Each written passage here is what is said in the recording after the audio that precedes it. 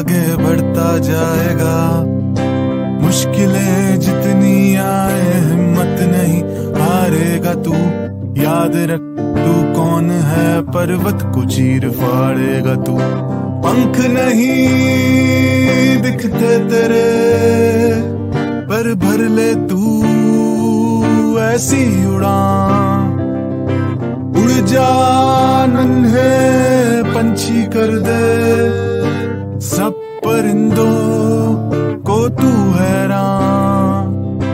कोशिशों से मिलती कामयाबी, कामयाबी का तू हकदार है। रास्तों की खाके ठोकरें, जीतने के लिए तू अब तैयार है। ओ रुकना कैसा, डरना कैसा।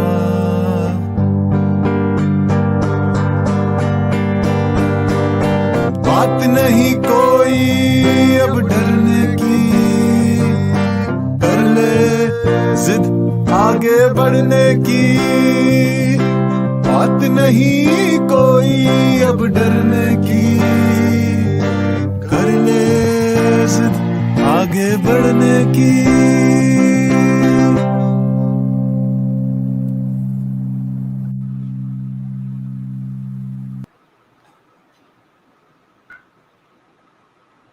Good evening, everyone. I am your host Manpreet. Welcome to the third season of IST Practicals by Internshala Trainings. IST Practicals is a series of free online masterclasses delivered by industry experts. These 45-minute sessions are all about teaching students important concepts, softwares, and tools. Every IST Practical is an opportunity to experience the power of practical learning. This episode is about graphic design, and our presenter today is Ms. Nimisha Agarwal.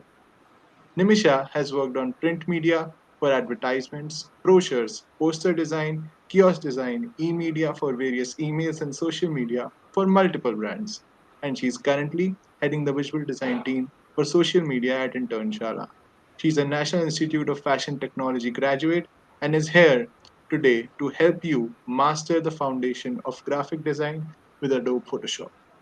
I hope you will enjoy this webinar with her. We have a very special gift for you at the end, so stay tuned for that. And without further ado, let's welcome Nimisha. Thank you, Manpreet, for the amazing introduction. Hi, everyone. My name is Nimisha, and I am a graphic design specialist at Internshala. And today we'll be learning how to master the foundation of graphic design using Photoshop. But before we get started, I would like to ask some questions for you. So, I want to know if you are familiar with the term graphic design. You can comment with a yes or a no in the comment section.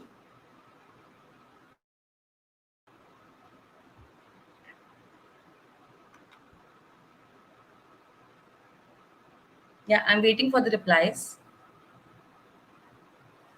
Okay. I can see a lot of yeses and a lot of nos. All right. So my next question is, are you familiar with the interface of Photoshop or have you used it before?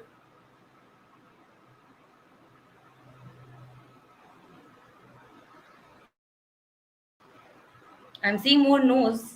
Okay, Himanshu says no. Anmol says yes. Okay. Thank you everyone for replying to these questions. So before we get started with the Photoshop software itself, let's start with the basics of graphic design. What exactly is graphic design? So graphic design is the craft of planning and creating visual content to communicate ideas and messages. Graphic design includes illustrations, branding and logos, icons, advertising in print media, public space advertising such as billboards, posters, and packaging. As you can see in the examples on the right side. All right. So, what is the importance of graphic design? Why is graphic design very, very important for the market these days? So, the first importance is to create a first positive, good impression for your brand. So, the first thing a customer looks at is a attractive logo, and if your company has an attractive logo such as this, it will grab more attention.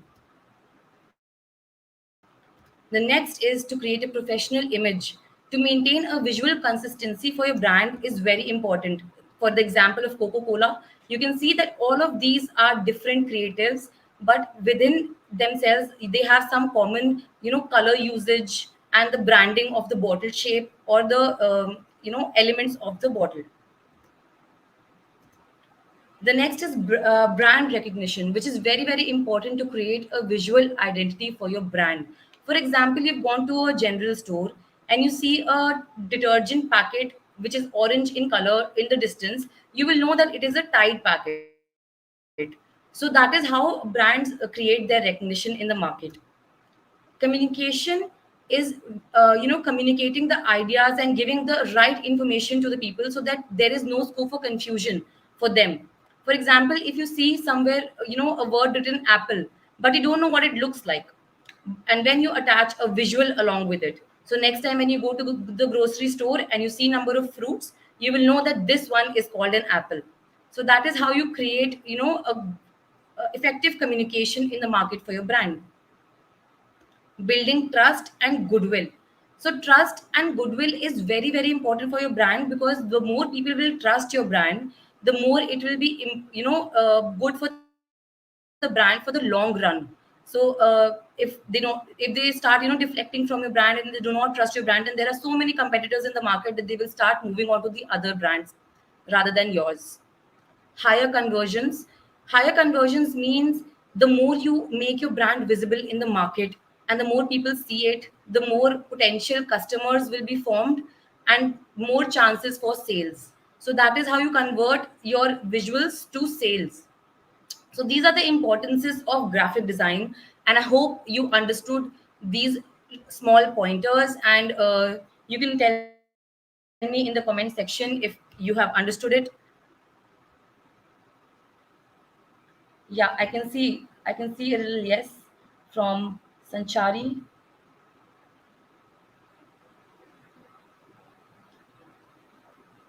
All right. Thank you for your replies. We can move on to some a fun quiz that I have created for you to learn, see how much you have learned in these many slides. Okay. So the first question for you is more like a fact. When did graphic design originate? Option A, Renaissance period. Option B, prehistoric era. Option C, 19th century. And option D, quite recently. You can enter your options in the comment section. D. Vidwant says D. Sahil is saying A. Dipali says C. All right. 19th century. Yeah. A lot of B's. All right. So the right answer for this is the prehistoric era. So, you've studied in your history about the cavemen and the cave paintings. Graphic design has been around us since the starting of mankind in a way, and it has evolved along with mankind. So that is when it is initially started and then moved on to the Egyptians, scriptures, etc. And now it is in the form that we see it. Second question is, having a visual consistency for a brand can be harmful to its image. A is true or B false. Yeah, you can start sending in your replies. Shweta says C. There's no option C. Okay. Twinkle says B. Okay. So yeah, the right answer is B, false, because visual consistency is very important. Thank you for participating in the quiz. We will be moving on to our next segment of the webinar, which is what are we going to learn today? So we will be learning elements of design, principles of design, introduction to Photoshop, and then we'll be learning some tools of Photoshop. So we'll start with the elements of design. So the first element of design is like the fundamental particle of physics, atom. We have a dot or a point in design. When you connect two atoms, connect two dots, you make a line. That is the second element of design. And when you connect more and more lines, you make different kinds of shapes which have a width and a height. So that is how you create a shape. And when you start arranging lines, shapes, or colors in a particular arrangement, it makes patterns. So this much we have already covered in our primary schools. Then we come to the texture. Texture is of two types. One is which you look at, and one is which you can feel. Like a painting, you can feel, and some textures you can see. We have space, which is the area around things or the distance from each other of elements. Then we have the size, which is how big or how small something is. We have typography, which is a text that explains and or defines the design, similar to the example I gave of apple and the image of apple. Then we have color. Color is the mood or the attractiveness of a design, which this is the main attraction of the design. Then we have last is the image, which is the photograph or the illustration or the painting that has been used. So we'll move on to the color. So in design terms, color is called a hue. So you can see on the left side, there's a color wheel. It is divided into two parts. One is the warm colors and second is the cool colors. Warm colors are the ones that make you feel warm, like a sun or a fire. So the colors which represent fire and sun would be ranging from yellow to red. So these are the warm colors that you can see. Then we have the cool colors, which are ranging from purples to greens. So those are the cool colors that make you feel calm and cool. In the center, you can see the primary colors in the triangle, and the triangles around them are the secondary colors, which are formed by mixing two primary colors. So this is like quite basic knowledge of colors. Now moving on to some advanced level, color selections, which is called shades, tones, and tints. So how do we create shades is when you start mixing black in a particular hue. So you mix it in 5, 10, 15, 20%, and in the end you'll get a black shade. Then we have tones. When you start mixing grays to a particular hue, you start making the tones of that particular color. So then in the end, you'll get a gray, dark grayish kind of a tone. Then we have tints, is when you start mixing white to the hue, and then it starts, becoming very, very light towards the end. So these are the tints of the hue. Then we have color schemes, which helps you select colors when you're working on a new topic or on a new creative. So the first is a monochromatic color scheme, which is the shades, tints, and tones of one particular hue. Like you can see the red color, and then you'll have the shades and tints of that. Then we have analogous colors, which lie next to each other on the color wheel. So you can pick any 3 to 4 colors which lie next to each other, and that will form your analogous color scheme. Now, coming on to the complementary colors are the ones that lie opposite each other on the color wheel. So, for example, for blue, the complementary color is orange. Now, I want you to reply what will be the complementary color of yellow? You can write in the comment section.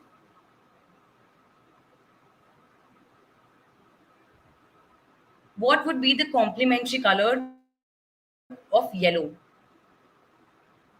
Yeah, I'm waiting for the replies. Purple. That's right. Some of you have written red and orange, which would be wrong. But purple is the complementary color of yellow. And similarly for green, what would be the complementary color for green?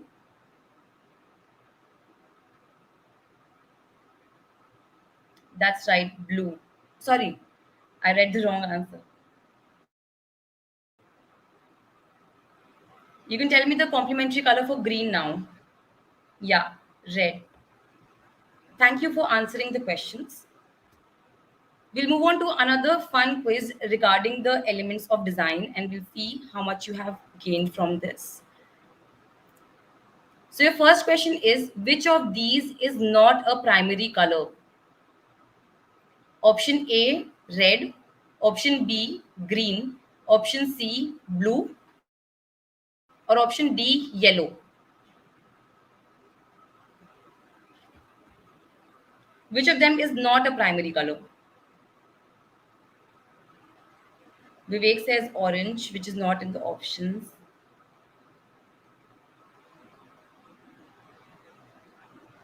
I'm seeing a lot of B's and a lot of D's.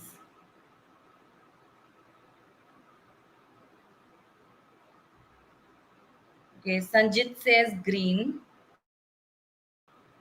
Jyoti says blue. Yeah, the correct answer is green because that is formed by mixing blue and yellow. Next question is, which color scheme lets you choose colors that lie opposite each other on the color wheel? Option A, analogous colors. Option B, monochromatic colors. Option C, complementary colors. Or option D, none of the above.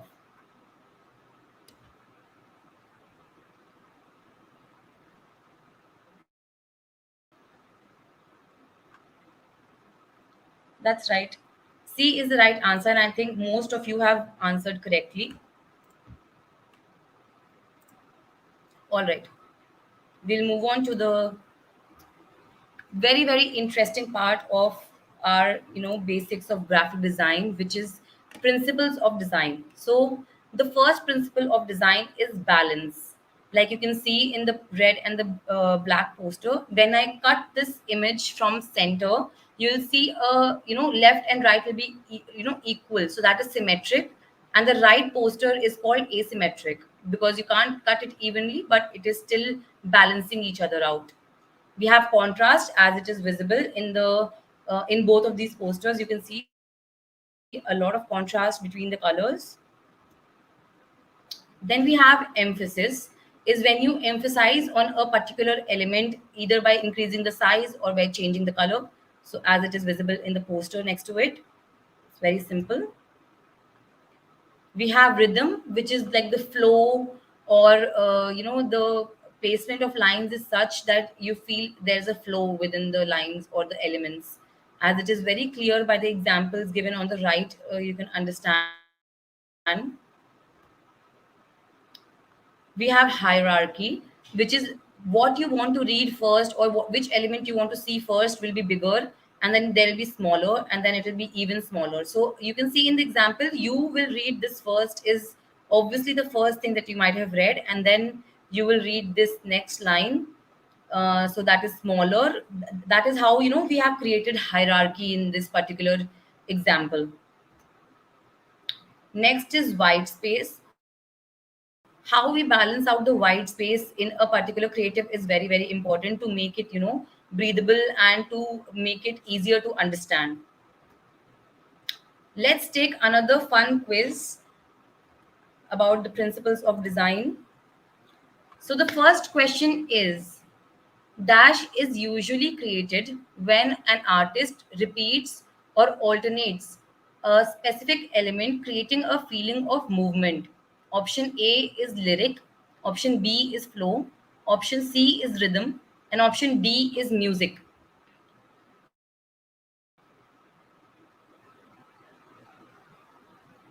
That's right. A lot of C's, and that is the right answer. Rhythm is the element that artists also use. Okay. Another question is, choose an example of emphasis. A, rough and smooth. B, use of bright colors. C, use of dark colors. Or D, none of the above. You can write your answers in the comment section.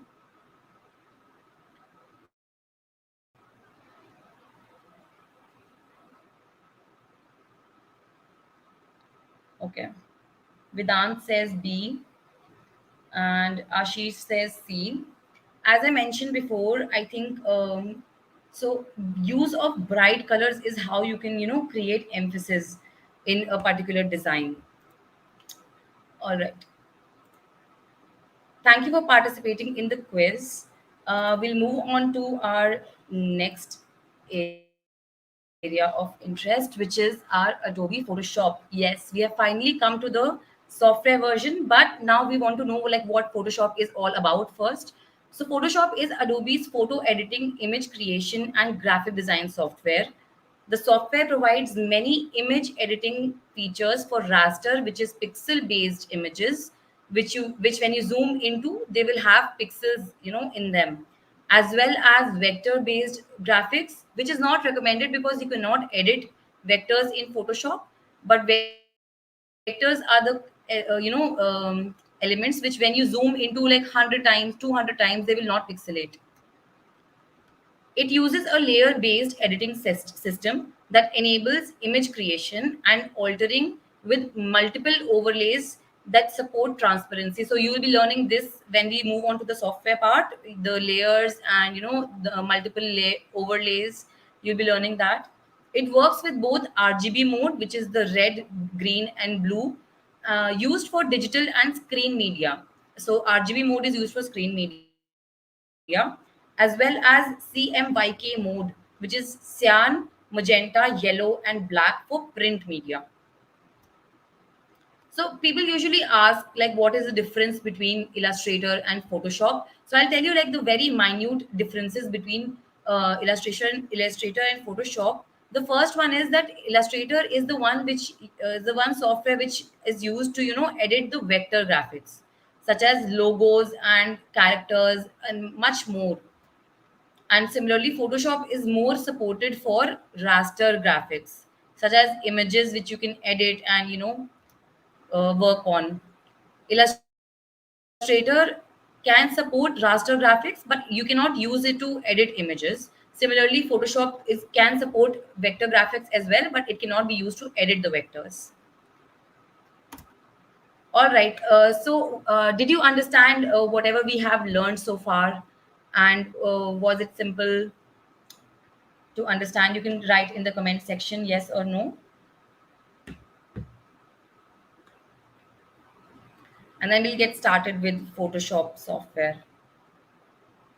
Okay, I'm getting a lot of yeses, and Yeshwant has written a very big yes. All right. So we'll move on to Photoshop. So when you open Photoshop, this is how it usually looks like. So this is the initial window of Photoshop, which has the new file option, the open option. So new file is what we press on to create a new file where you can choose your sizes. They have already set presets given to you where you do not have to enter any sizes which is already given. And if you want to enter your own particular size, here you can enter the width and height of anything that you want. Then we have the metric system, which is pixels or inches, centimeters, millimeters. So pixels is usually when you're working on screen based or digital media, so you use pixels. And if you're working for print media, you'll use inches, centimeters, millimeters, etc. So right now we are working on digital media, so we'll be using that. I'll just type in the size of the artboard that I need. Artboard is like you have your sketchbooks. So similarly, that paper on your laptop will be your artboard, your blank paper. So for resolution, for digital or screen viewing, you can use 72 dpi is the best, and for print you can go up to 300. Similarly, here color mode, we are using screen, so we'll use RGB colors. If we'll be using print mode, then we have to use the CMYK. Right now, I've selected the RGB. And rest, I think we can leave for now. So here I have created my artboard, but as you can see, it is too long and I do not want it to be such a long artboard, right? So I'll just go to the move tool. I'll right click on it and select the artboard tool, and I can just drag and draw whatever size I want. And above that, I can still change it. Like if I want it like 600 by 1,000, I can just enter it here and my artboard is all set to use. I'll right click again and go to the move tool. All right, our artboard is set. Now I'll just go through, on the left side, you have your toolbar, which when you place your mouse over, Photoshop itself tells you what that particular function of that tool is. So yeah, it is very easy to learn. On the right side, you can see we have our layers section. Layers is the fundamental part of Photoshop. It is very, very important. And although like other softwares have also started using layers, you would have worked on some of them. So here are the layers section where I can change the artboard name. So I can write it as poster one. Then I can change my layers name here. I can just double click and type it. So layer 0 is fine. So below that you can see some effects like drop shadow and etc. Here is the layer mask which we'll be learning further. Here are some blending options which help you, edit some photos in a very nice way. Here, this is the icon which you can click on to create new layer, and the next icon is to delete it. All right, you can lock a particular layer by just pressing on this lock button here, and it locks your layer. You cannot move it then. And above that, you can see all of these overlays like I mentioned in the slides as well. This is the place where we can have some fun with our images. Then we have the opacity, which is the transparency of each and every element. And yeah, you'll see all the properties in the properties section. Firstly, when you get started with Photoshop, so you want to set up your workspace.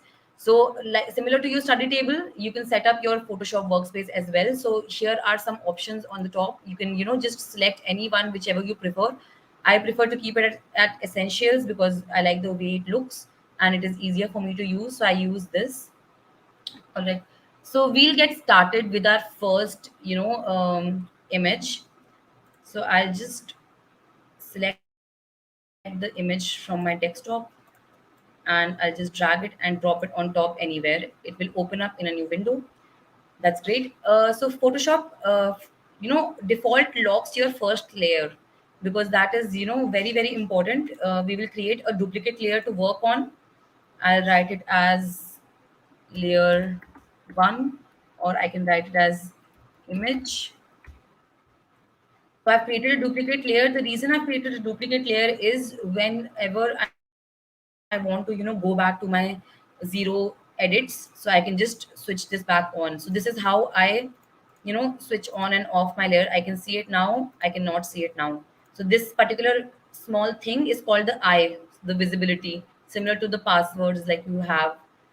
Okay, so I have logged my base layer. I'll be working on this and we will be learning how to cut this particular ice cream cone away from its background. So there are multiple selection options. Like we have these, rectangular selection, elliptical selection. So we cannot use these selection options here because this is abstract shape of this cone.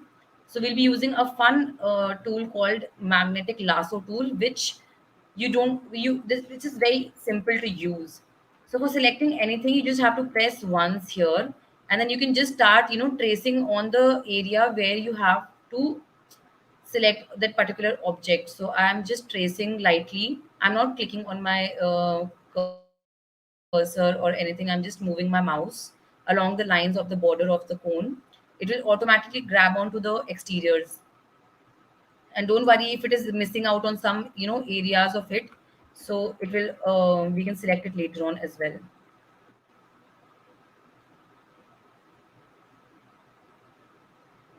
All right. So as you can see, it has missed out on some elements, which I'll select once I'm done with this selection. So I'll end it where I started it.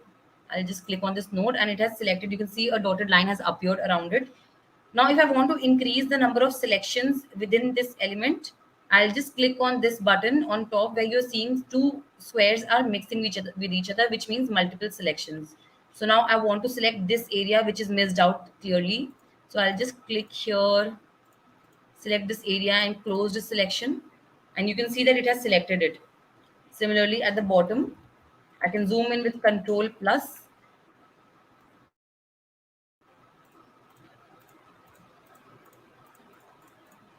So yeah, this has been selected. Now you can see some background elements have also been selected. So I'll deselect that area by using this subtract from selection option. So you can see that I'm subtracting it from here. Similarly, to the way I added. Now I'm subtracting it. So so simple it is to just subtract whatever you do not need. So I'm just subtracting. Yeah. So for now, let's keep this as a selection. You can make it neater if you prefer. Now I want to remove the background. So there are multiple ways to go about it. I can simply first click on the layer that you're working on. So your layer should be selected. I have clicked on it. I can simply copy Control C, Control V, and it will create a new layer for me to see. So you can see it is so simple to cut it out as well. So this is one way. Now if I do not want to select cut it out like that, I can simply undo firstly to go back to my selection area. Then I will just go to this clip mask option.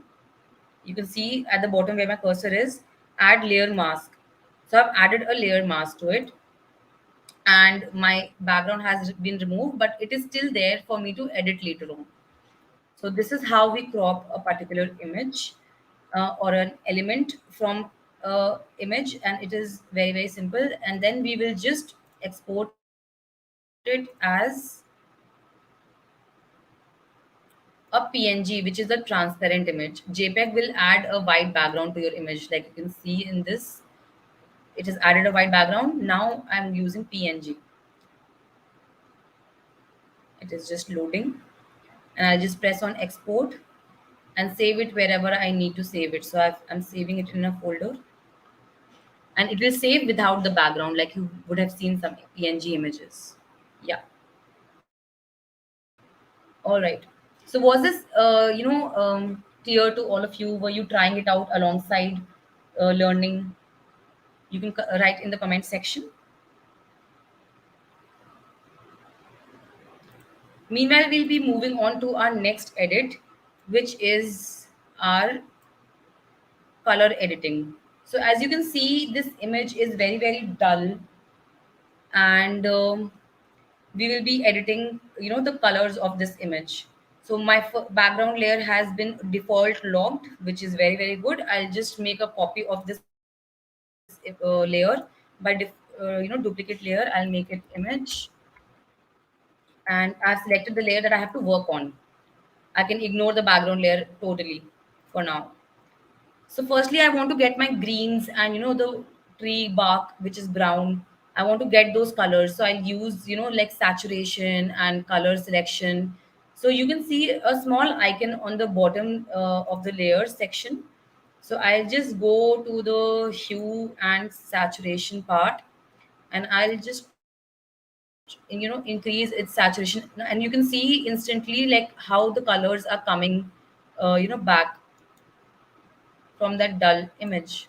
I can decrease the lightness or darkness of this image. And once I'm happy with my selection, I can just select back my image layer.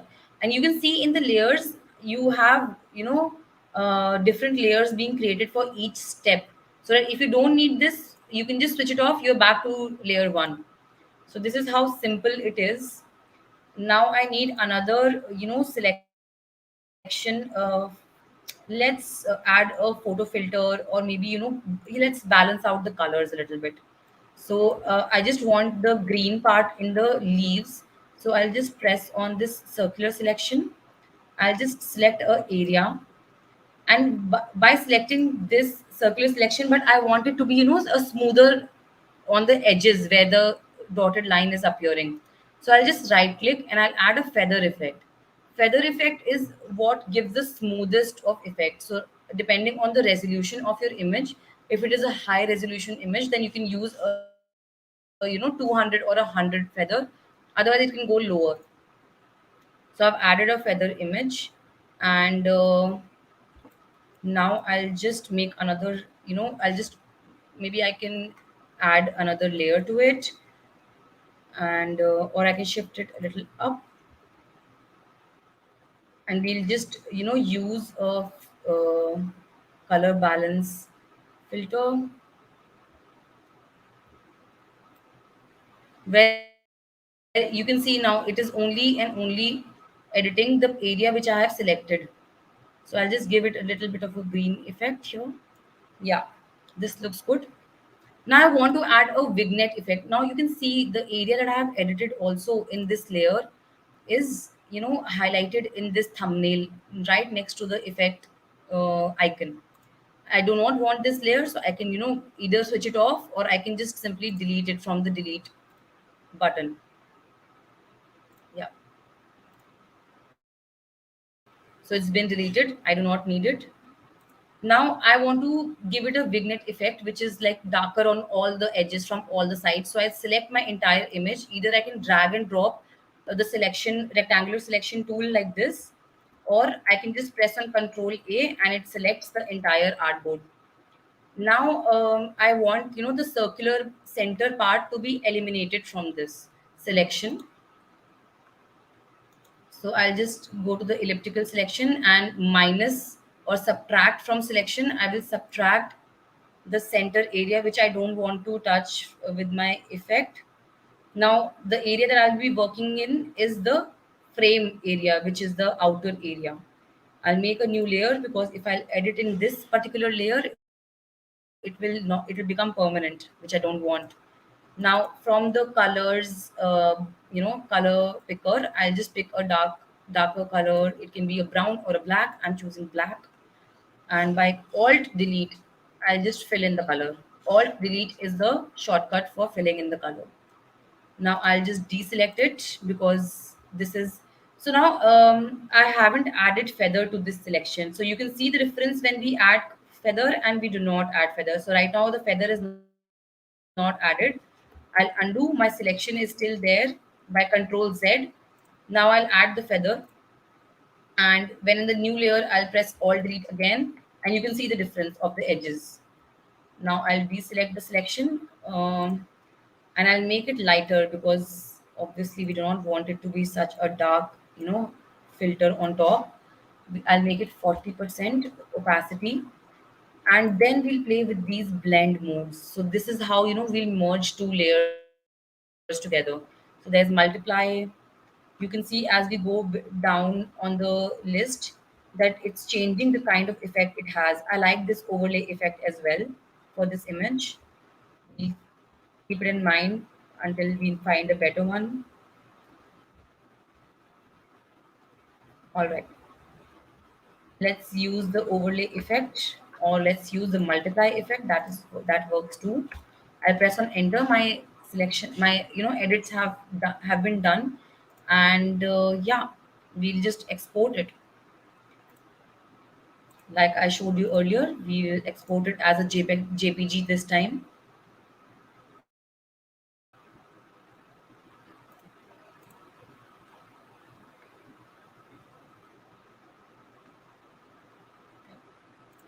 So these are some of the methods of doing the edits. There are many more filters. There are many more ways of editing on Photoshop. There are multiple ways of doing one particular thing. So you will have to practice and explore for yourself. Now I will need. Now we'll do one very interesting, kind of a poster, or you can say a wallpaper. Let's create. So I'll be copy pasting this here. This will be our background, and for now, if it is locked, it works for us.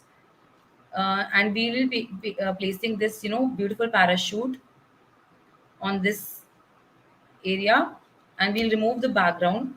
But this time, we'll use a different tool to remove the background. Okay. So firstly, I'll add a layer mask to it. Layer mask is what just removes the area, but it will still be there. It will be like a mask. So now I've selected the magic wand tool. As you can see in the instruction how it is being used, I'll use it in the same way. I'll just press it and click it and drag it whichever area I want to select. And it is so quick to select everything that I need to remove. I can zoom in, select in the smaller areas like this, depending on what all you want to get covered. Yeah. And once you're happy with the selection, you go to this, clip mask, and just press on right, select and mask. So as you can see, it has removed my main element, so I need to inverse my selection. How do I do that? I'll just right click on it and select inverse. So now it says selected the opposite part which it has removed before. Now it will remove the opposite part, which is the background.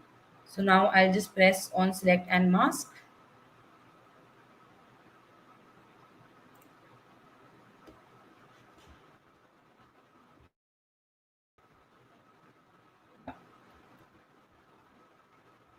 And we'll just press on deselect, and it has deselected my thing.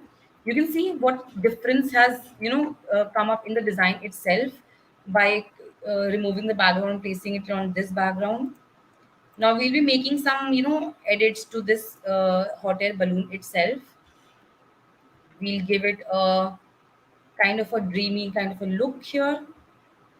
I'll select the selection which I had already made. So I'll just press on control and click on this thumbnail of selection that I've already made, so that I do not have to select again and again. It's done once, so it's there. Now I'll just take the brush tool. So now we'll be exploring what brush tool is all about. So brush tool is here. You can see the drop down. You can change the size. You can change the hardness and softness of it. There are different kinds of brushes to explore with. For now, I'll be using a soft round brush. So I've selected that. I have selected the size that I need. I want it to be soft, so the hardness of it is 0. And I can change the opacity of my stroke from here to here, anything that I want it to be at, let's say, 10. So that is there. I have created a new layer on the right side, as you can see, because I don't want to make any permanent changes. Now my brush is all set to use, and I just need to pick a color. Which color will I use my brush tool for? So I'll just pick this background color, maybe a lighter one. I've clicked it for the eyedropper tool, as you can see, and it is showing you as I'm moving my mouse around. It's changing the color that I have picked. So I've picked this light color. I'll go back to the brush option, and those changes that I had made are still there. They have not changed. And now I'll just be giving it this brush effect, which will blend the image with the background a little more, so that it's not too dark. Now I'll deselect my selection. If you're happy with it, you can deselect it. If you want to do more, you can change and do many more things.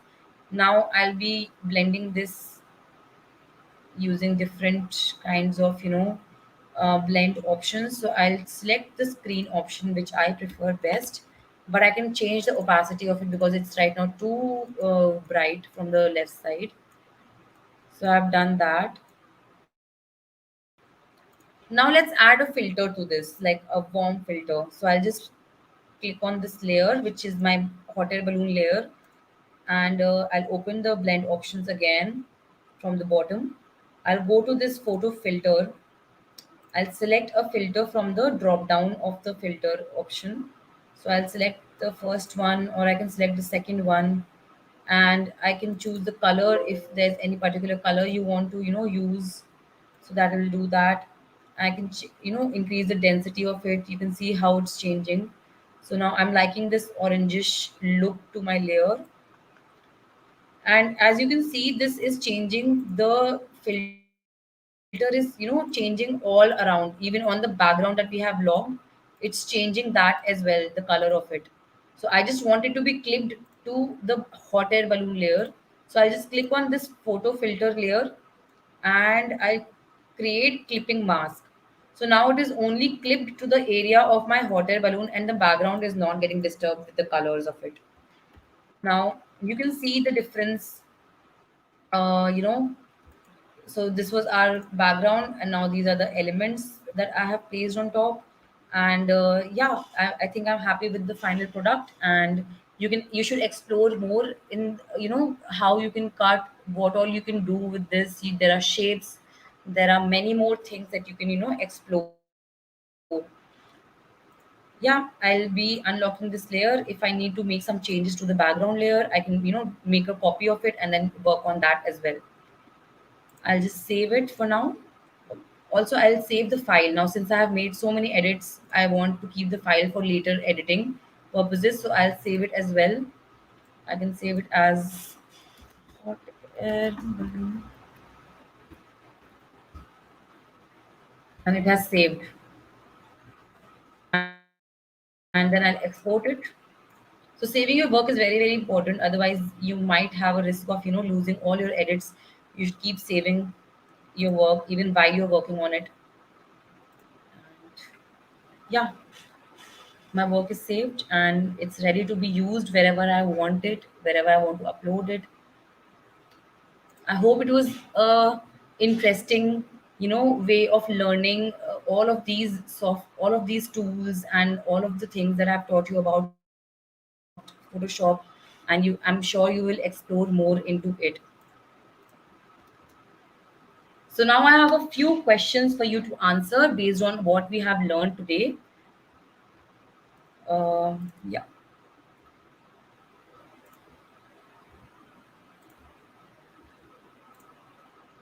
all right. So the first question is, which color does not belong to the RGB color theme? Option A is red, option B is blue, option C is black, and option D is green.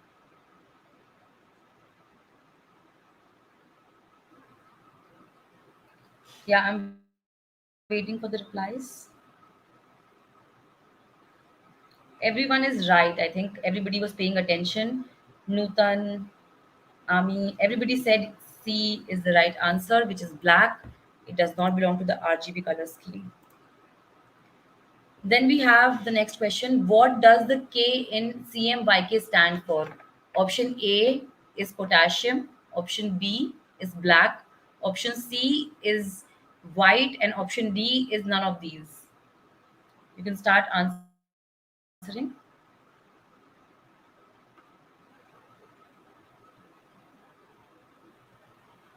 What does the K in CMYK stand for? Yeah. Uh, Pratik said D. Meena said C. Atharv said B. And then D. Okay. So the right answer is black. The K in CMYK stands for black. All right. Our last question of the day is, layers are exclusively for Photoshop software. True or false?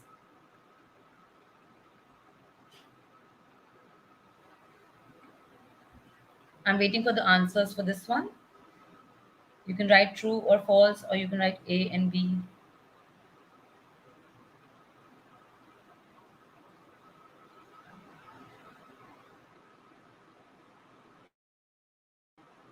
I can see some true.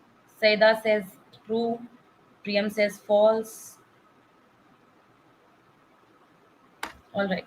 So the right answer is false. Photoshop is not the only software that uses layers. Now, Illustrator, Figma, a lot of softwares are using layers as their fundamental element.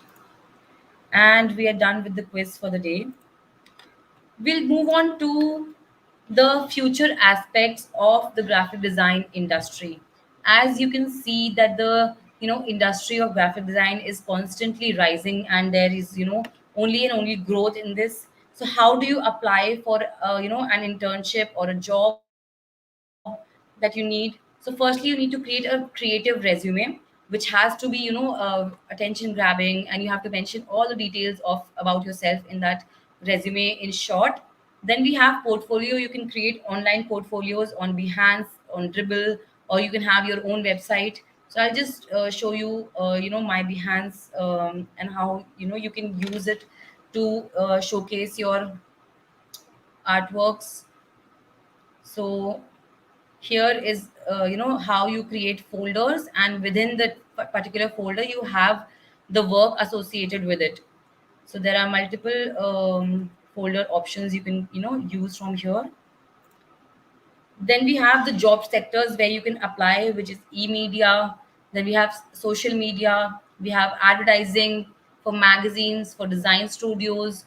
Corporates are hiring graphic designers as well nowadays. And UI design is, very simple. Once you learn a good amount of Photoshop and Illustrator, you can, you easily get into UI design as well. All right. Thank you everyone for attending the webinar, and now we can over to you, Manpreet. Thanks, Namisha. It was an amazing session, and I'm sure we all got to learn a lot today about graphic design. So, before we open the floor to our audience for the questions, I had a question for you. My question was that as somebody who is new to this domain, I want to learn more, and I'm really interested in understanding more about graphic design and how Photoshop works. So, what can I do to learn more? So I would say, like, to learn, you need to start from the base. And Internshala Trainings has, curated a number of videos with all the information that you need to, to learn the basics of graphic design as well as for Photoshop. And like we had, some interesting quizzes today. There are quizzes at the end of each module, and I think that we, show you how much you've learned in your journey, and it will be very very easy for anyone to grasp the knowledge that they need to start with the Photoshop software itself.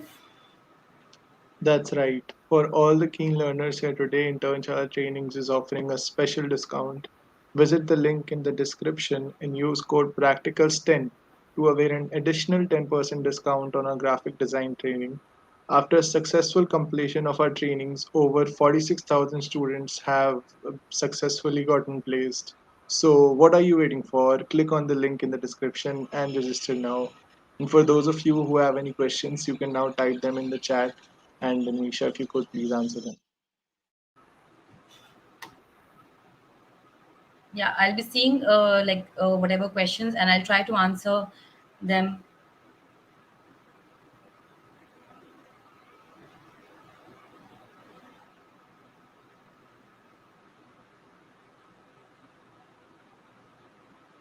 Yeah, I'm waiting for the questions.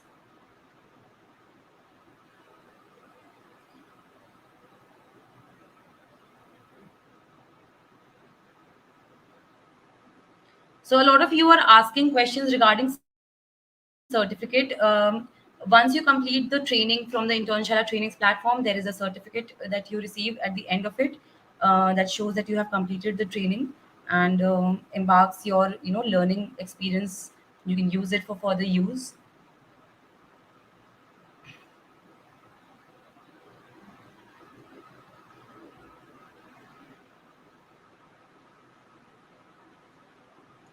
So Dami has asked, can we watch this webinar again later? So Dami, this webinar will be available on YouTube under the, Internshala Trainings channel, and you can watch it whenever you want and use it to learn whichever parts you have missed today.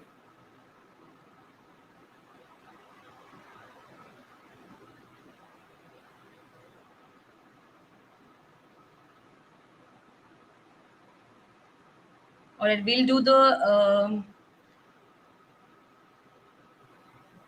So Tejas has asked, is there any future? So Tejas, I would like to clear your doubt that, like I said, graphic design is very, very, vast nowadays, and it is only and only rising. Everywhere you look around you, you will see elements of design. Even in your room, you go onto the street, you will see design everywhere. So it is, the higher the demand, the more, you will get employed, you will get rise, you'll rise above, in this field. So it is very vast now, and there's a lot of scope in the field of graphic design. You can do multiple things. You can research all about it and do, different kinds of things with your career with this field. Which version of Photoshop do I use? I am currently using the latest version, which is the 2022 version of Photoshop.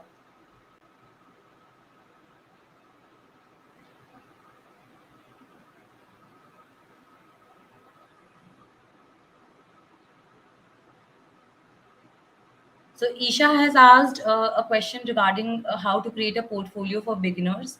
Isha, when you once you take the the trainings from the from the Internshala Trainings platform, there are live projects that you get. You can start with those. You can start uploading those, and over time, when you will get you might get internship or job, whatever you're looking for after the training is complete. You can start uploading as and when you start making products, or any of the posters that you make or any advertisement that you make, you can start uploading those. And yeah, you can even upload your own experimental work, your own projects, anything that you think is required to show to the potential people. You can upload anything. So, Nimisha, I guess that would be all Yeah. for today. Thank you so much for the amazing webinar, and thank you everyone for joining. Subscribe to our YouTube channel and press the bell icon for updates regarding our upcoming sessions. We have a lot of interesting sessions planned in the future, so hope to see you there. Take care, stay safe, and wish you a very happy Holi in advance.